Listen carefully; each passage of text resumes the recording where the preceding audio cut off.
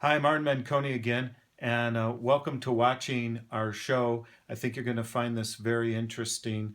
James Henry, who I'm about to introduce, is a very sought after man today with everything that's going on globally in the markets. But we're going to take a big picture. So let me give you a little background about James. He's a U.S. economist, attorney, and investigative journalist who has written extensively about global banking, debt crisis, tax havens, and economic development.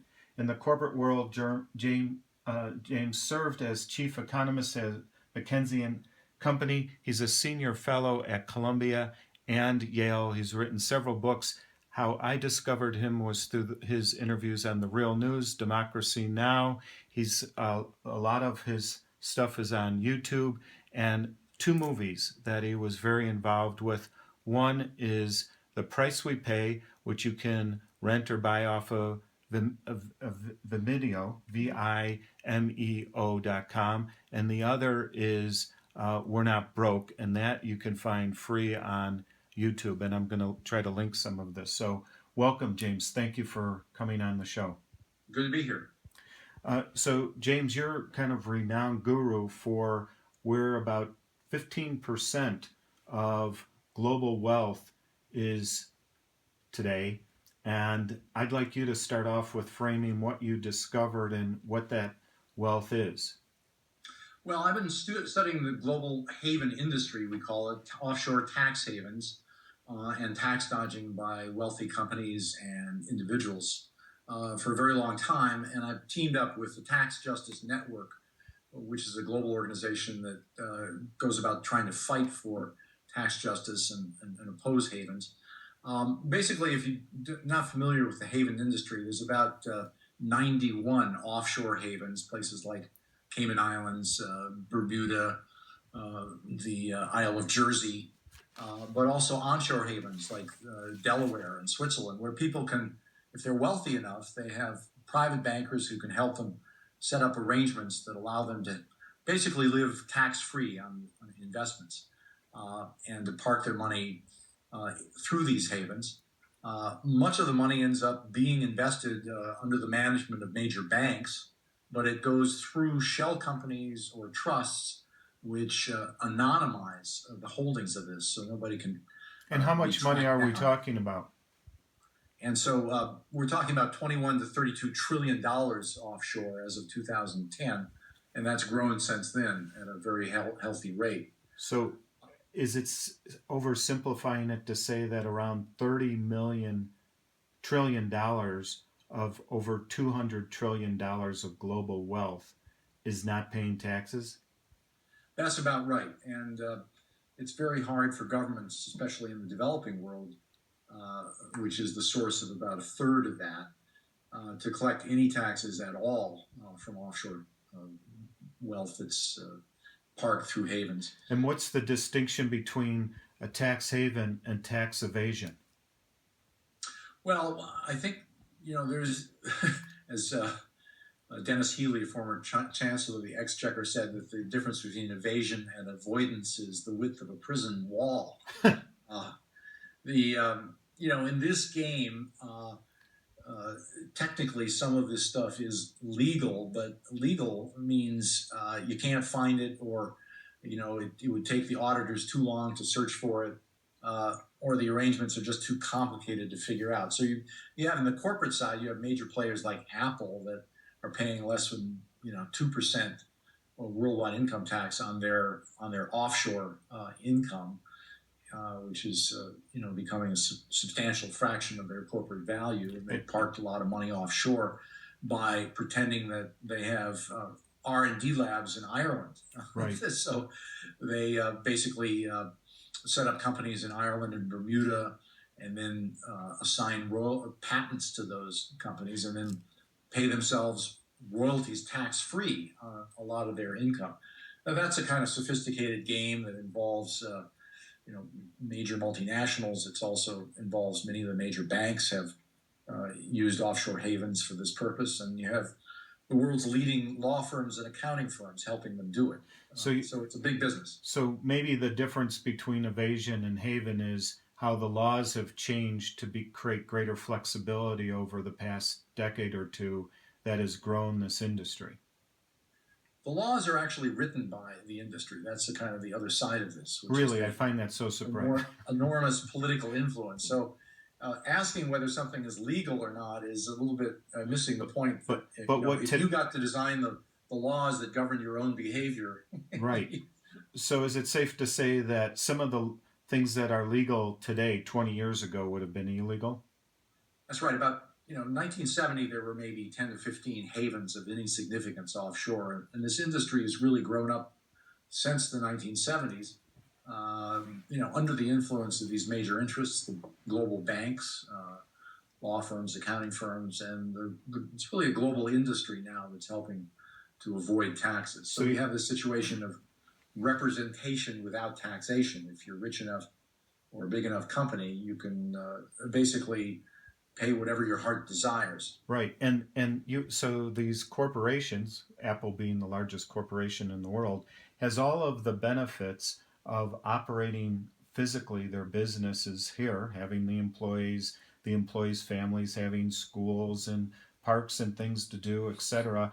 But the money, and it's really not money, is in a post office box in the Cayman Islands or somewhere else, and Or then Bermuda, in Apple's case, it's Ireland plus Bermuda plus Luxembourg. right. It varies by company. Amazon, all of these companies are doing it. I'm not just pointing a finger at Apple. I mean, it's but major players. But the basic storyline is, this is a shell game, and it doesn't relate to the fundamental reality of the activities of these companies being in first world countries like the United States, where in addition to all the values that you pointed out, I would also say the rule of law. I mean, if Apple wants to sue somebody to defend its patents, it doesn't go to Bermuda to sue them. It sues in a U.S. court, and it takes advantage of the rule of law here. But on the other hand, the rule of law doesn't seem to apply to, there's a more elastic definition of the rule of law when it applies to these designer-based havens. So let's make a joke out of this, like John Oliver did so well when he interviewed Edward Snowden, to get people to really understand how they were being viewed through surveillance. If you're a drug dealer and you have drugs all over the world that you're trying to hide, and you have to have people like accountants and attorneys and bankers who are managing this pile of drugs that are shifting around so you can put it out there, bring it back. Everybody's getting a cut off the action. Right. So there's a whole industry built off of the trillions of dollars that are being of cocaine or whatever that is being moved all over the place. Then exactly. The traditional view of this was that it was a series of treasure islands, they called it. Sort of a archipelago of independent havens, like the countries I mentioned and many others. But that they're kind of a string of pearls, and each one of them has these kind of loose laws and regulations. But all of that apparatus really wouldn't exist if there weren't behind the scenes a major kind of global cross-border industry composed of many of the world's largest financial institutions and accounting firms and law firms as well, that are sort of operating this industry, and designing it and helping to keep it up to speed. So it wouldn't matter to that industry. This sounds like collusion. Yeah, well, it wouldn't matter to the industry if any particular treasure island rose or fell. Just move on to another one. Right, and, because there's no real assets sitting there. So that's right. They're invested through, say, a Cayman Island shell company. So if I'm Don Corleone and I'm sitting in Apple headquarters, and I want to have my money come back to me, so that I could do something with it, pay myself bigger bonuses, buy stocks so I could have stock buybacks and show that I had a profitable year and make greater bonuses. How do I bring it back and not have a tax? Well, Apple is scrupulously legal about this. They keep the money, offshore, but then they borrow against it. And at today's interest rates, they can borrow at a very low rate from themselves. Right. Bring the money back. There are legal limits on this refinancing, but they've been able to do it successfully. and then deduct the interest from their taxes. So they get to basically leverage the offshore wealth twice over. The 21 to 32 Who are trillion, by the way, the? doesn't include the offshore corporate wealth that is we're talking about with respect to Apple. That's all private individuals who have Okay, I'm their sitting down. How much is the corporate wealth? for U.S. companies, it's somewhere in the order of 2.5 trillion right now, That and that is sitting they're offshore, not sitting taxed. offshore, and they're having to borrow against it to get. That's because if they bring it back, they're supposed to pay full U.S. corporate income taxes on it. So they tend to leave it offshore, and they're complaining and whining to Congress to get a tax cut like they did in 2004. The Right. Bush administration allowed them to repatriate offshore uh, income that they park and only have a 5% tax rate. Well, they're now lobbying in Washington. I'm sure if there were a Republican in the White House, they would have a replay of that special tax amnesty. But What is the big thing that a citizen, a taxpayer, a voter needs to understand here in terms of, is it an issue that you hear not only are these corporate this sounds like global corporate mafia working and operating here, well, I but wouldn't say it's mafia. I mean, it's actually in a way worse than mafia because we know that what the mafia is engaged in is illegal and reprehensible, and the kind of practices that they usually business practices that they engage in are. But here we have this kind of whitewashing of a fundamental level of irresponsibility. The companies kind of denying that it's their problem, really. If the U.S. tax code is the way it is, they're just taking advantage of it. Well, that doesn't explain the 1,800 tax lobbyists in Washington, the $3,000 per day per congressman that the banking industry spends on political contributions and lobbying. It's been spending since 1990. okay, This is, we need a big highlighter here. yeah. For the last 20 years, each congressperson has been getting $3,000 a day Well, from. no, that's the total lobbying and political contributions put together. So congressmen aren't necessarily pocketing that, but No, that's paying for those lobbyists. That's paying for the guys that are showing up day in, day out at hearings that are not representing you and me, but they're representing, these special interests. So what we have to understand as Americans is that this is what democracy is all about. If the rich can basically have excessive representation in Washington and in state governments and everywhere else without paying their fair share of the irreducible costs of civilization called taxes. Um, I mean, nobody likes to pay taxes, right? I mean, it's a visceral response. It's been one of the best Republican wedge issues that we've seen since Reagan, campaigning against taxation, campaigning against the IRS, campaigning against government spending.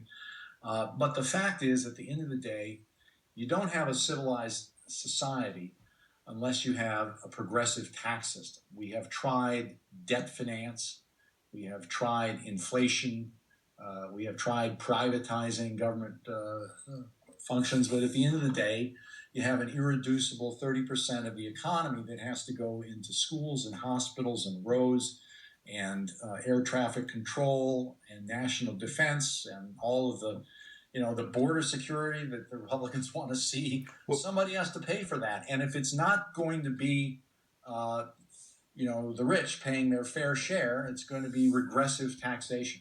And well, the United States was originally a pioneer of progressive taxation based on the 1913 original income tax, and then having a very progressive tax system up until the late 70s. It's been dismantled since then to the point where we practically don't collect what we much tax from corporations, and payroll taxes and sales taxes are paying for most of government in this country. when you talk about wedge issues, the fact that we're broke and we need to cut domestic services and we can't afford single payer health care, et cetera, et cetera. What you're really getting at here, again, to kind of keep it for how everyone could be thinking about when they're listening to all the lies that the politicians are selling us in this election cycle, is that we're not broke. we're just all of the corporations, the almost 3 trillion in corporate money and the almost $30 trillion in individual money is sitting in offshore tax havens that aren't getting taxed that could be coming in. Now, stay with me because I'm going to throw you an Yeah. off speed curve. That could be coming Right. in here, could be either paying for services and benefits that we taxpayers who pay taxes could get, or it could be paying down the debt. And what conservatives like to say is the debt is too big, we're going to be crushed by the debt. And what economists like Paul Krugman say is this is not an issue. So could you clarify this sort of revenue off of taxes that pay down the debt and whether or not the debt is an issue that we should be concerned about? Well, I'd say that the debt is something that we haven't dealt with appropriately. I mean, we've engaged in wars, I think, for the first time without paying for them through the tax system. World War II, there were stiff surpluses on profits, surplus tax rates on wealthy individuals and companies to pay for the war. You could argue that we were, for better or worse, engaged in military activities all over the planet since 2001. We basically paid for them with a credit card. And so a lot of the debt that we've accumulated here, as a share of GDP, it's not as bad as Europe. It's somewhere in the area of 91% of GDP right up to the minute. That's much lower than what Japan is used to, or even many European countries. But I think going forward, if we had another economic crisis and the banks started to fail again, a lot of these debts that we incurred from the wars that we didn't pay for, or from the financial catastrophe in 2008, that was the main source of the growth of the federal debt. We would have a hard time, having another financial crisis and being able to bail out the banks again, because we would face really serious debt levels. I don't think anyone's arguing the current debt levels, except maybe some religious Republicans who are adamant about reducing debt. But I think that the most intelligent critique of the debt level is that it takes away our capacity to meet emergencies in the future. And we may well have emergencies. I don't know how this current China market collapse is going to play out, but let's say that that it escalated, that we had a substantial amount of companies that were involved in China start to fail. We had bailouts. I'm not sure whether we could sustain the same kind of bailouts we did in 2008. Or what if China didn't want to buy our treasury bonds? Well, that would be, if China decided they would pull their investments because their own country is on fire. They're buying our debt scenario. But right. I'm saying that we don't have, our credit balance is not as strong as it was in 2008, and so on the margin, it's hard to see us being able to afford another set of fiscal stimulus like we did in that period. And the world is also pretty much much more heavily indebted. Public sector is much more heavily indebted than it was in 2008. So interest rate policy has also been, maxed out. So that it's hard to cut interest rates any lower than they were last year. So you're not. So I don't have to make a linkage to if we could be collecting the taxes, we could be paying down the debt.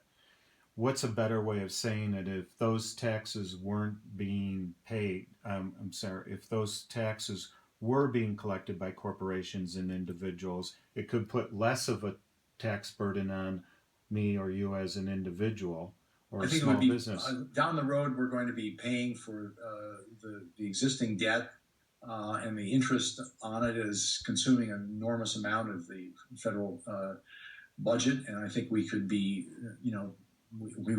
we would be better served to be spending that on roads and infrastructure and education and help tuition relief.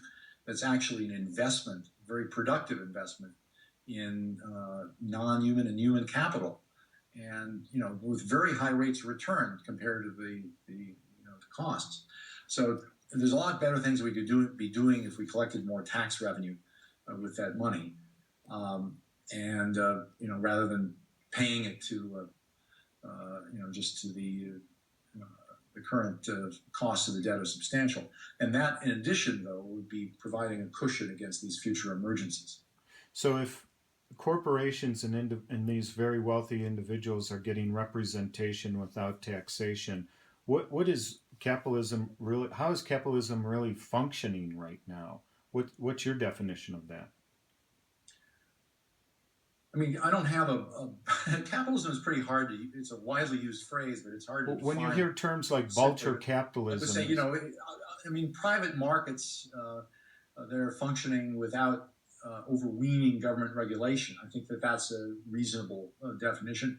There are people who are in favor of socialization and nationalization. I think that there are sectors where government, enterprise makes sense. But for me, comes down to very pragmatic situations. I mean, uh, if you have a banking system that's on the verge of failing, as we did in 2009, March 2009, Obama took a decision rather than nationalize the four largest banks, which he could have done with compensation for about $120 billion.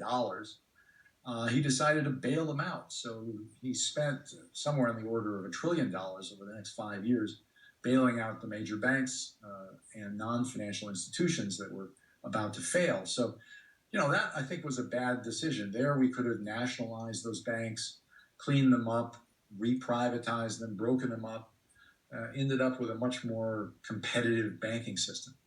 I don't think many people are in favor of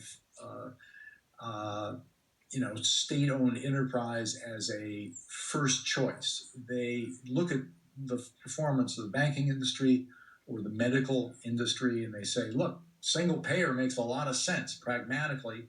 If you had a competitive government enterprise there, you'd save a lot of money on insurance companies, and you basically take a lot of have the same system that they do in Norway or Sweden, and reduce costs to more like 8% of GDP rather than 20% of GDP. So, pragmatically speaking, the choice is always sector by sector. Does it make sense to have government involved, and how do you do that? But so that's for so me. I mean, many of my lefty friends and I part ways on this issue. I'm a pragmatic market, pro-market economist, but I see value for having well, state enterprises in some situations. And what's your practical advice if you were running for Senate or president as to what you would do to create? Or do you feel that the offshore banking needs to be reined in? Do you feel there's certain regulations that are not in place? What would you like to see happen in the next year or two? well, one of the basic things that the U.S. and other OECD first world countries have to do is to collaborate on tax policy. So what we've had since the 1970s is a race to the bottom with respect to corporate tax rates. And so Canada cuts its rate, and the UK cut their rate, and now the US is under pressure to reduce their nominal 35% rate down to 20% or so. So instead of doing more tax cutting, which clearly hasn't paid off in the long run, there's no evidence that all this tax cutting has made the world economy grow faster. We need to get together and collaborate on what reasonable rates of corporate taxation is across borders. That's one fundamental thing, ending tax competition.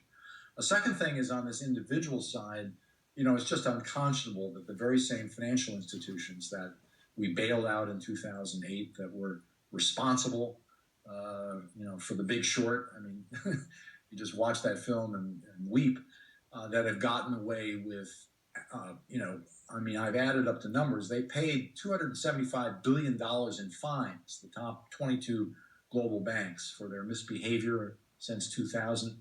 655 corporate financial offenses, from money laundering to mortgage fraud to tax dodging, helping wealthy people dodge taxes. We clearly need a different level of enforcement proactively.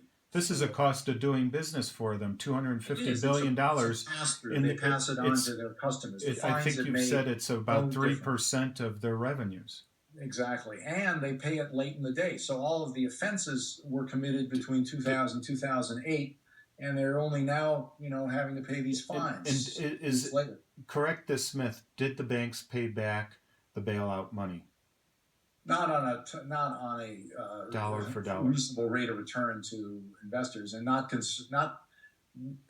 not relative to the alternative of taking them over, The, breaking them up, and making it more efficient. No, Another way of saying it is they didn't pay back $1 trillion that the Obama administration lent out. um, I don't think it was a good deal for the U.S. government to do that particular deal as if it were the only thing they could do. They could have done alternatives that would be far more profitable for the U.S. government and ended up with a better banking system. So it's relative to what they could have done. The alternative strategy is the one that they should have adopted. And when you have General Pinochet in Chile, one of the most radical conservatives ever, having the intelligence to break up his banks, nationalize them, and then reprivatize them when they demanded a bailout. It's the same strategy that Norway and Sweden have followed. Very pragmatic. But General Pinochet did not have U.S. bank head CEO as his campaign manager as Obama did. Yes, yeah. UBS's Robert Wolf was Obama's big fundraiser in New York. And Um, so, so, so yeah, that's why the I'm. lobby in the United States is probably much more influential than it was under Pinochet. But and you draw a better connection, and I like to use words fast and loose. But the collusion between the financial industry and the people who are running for office, and how they're putting bets down on multiple candidates, both the left and the right. They get in, they change the laws, the regulations, they pay less in taxes, they're able to operate with less legal constraints, and they're able to be able to get away with more. Well, in the case of The Big Short, if people have seen that, they literally get away with fraud. Well, let me give you another example. Credit Suisse, it's the second largest Swiss bank, had a team of more than 600 private bankers who, for 15 years, were calling on major wealthy Americans, getting them secretly to set up offshore accounts in Switzerland, helping them take their money out of the country. They had, secret places in the Geneva airport where they could meet their private banker, fly in, and help them manipulate their affairs. Um, in Finally, they got caught by the Obama Justice Department, and after about 5 years of prosecuting this case, they ended up paying a $2 billion tax-deductible fine.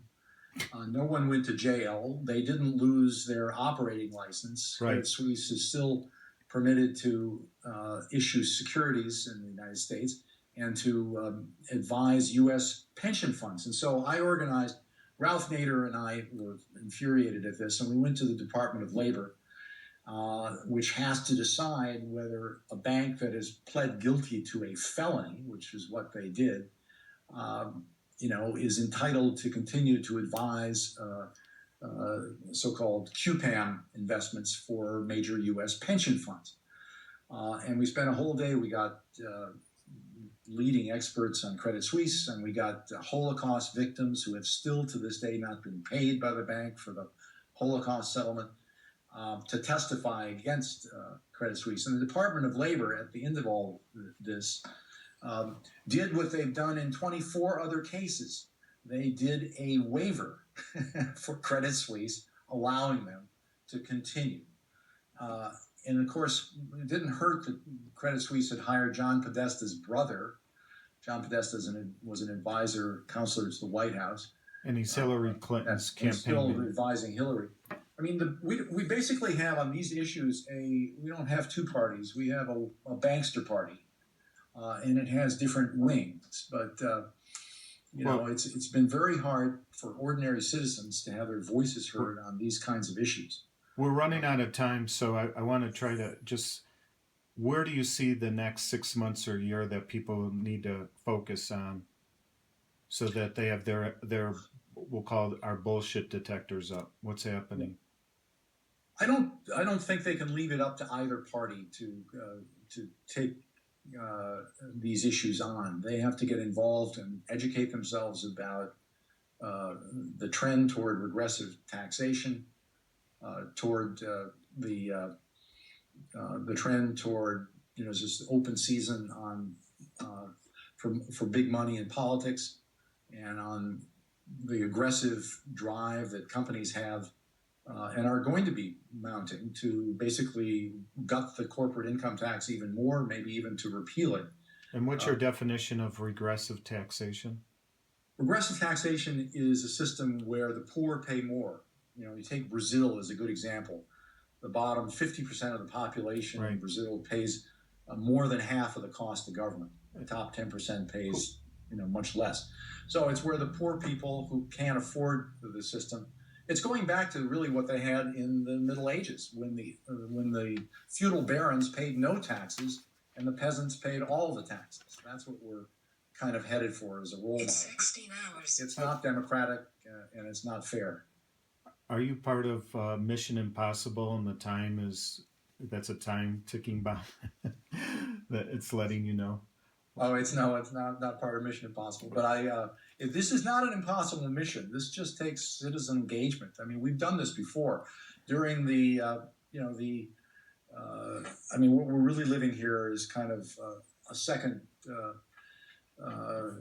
period like we did in the late 19th century, first decade of the 20th century. My final question is what impacts have you been able to bring about in the decades that you've been writing and working on this? Well, tax justice Let network me is say now. it a slightly different way. People need to have hope. They can't just hear all this and go, great. Um, Yeah. so I No, want you to people, give an example of how you worked for McKinsey.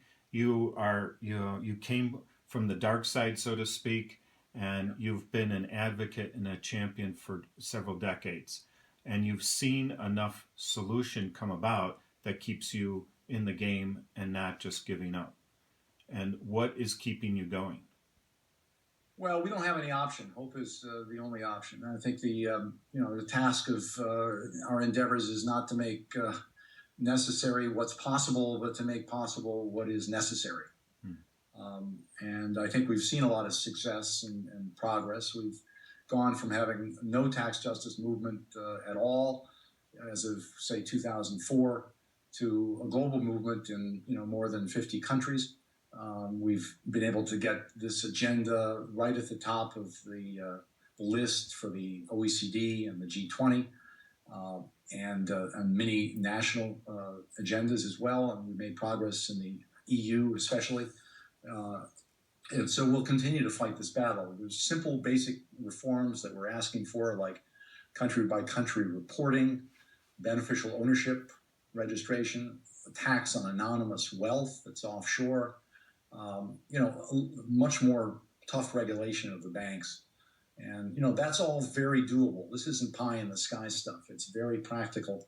And we can have a better, healthier, more competitive economic system that's also a democracy. That's what we want. James, what's your Twitter account?